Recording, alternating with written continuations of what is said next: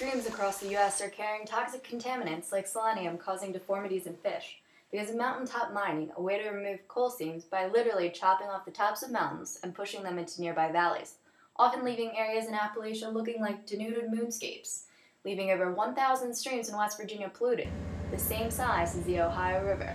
So what we have here is not a close call. This is a major disaster, and it will never recover.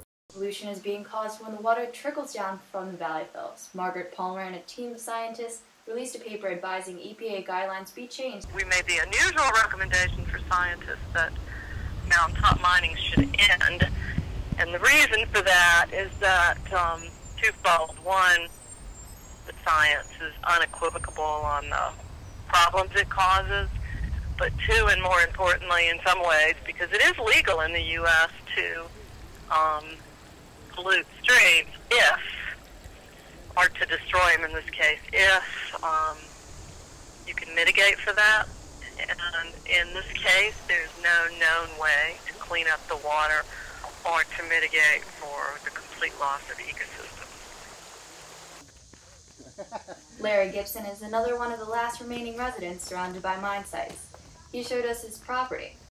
What would you say to someone who would say, why don't you just go back to underground mining?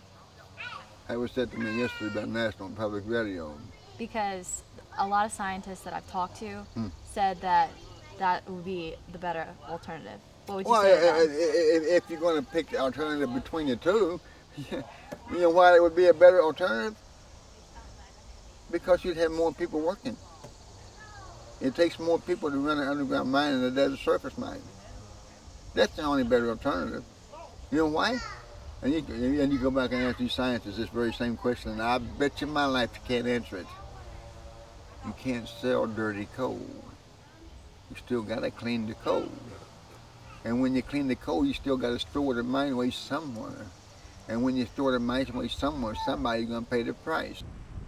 Across from the Capitol is home to the National Mining Association, the policymaker.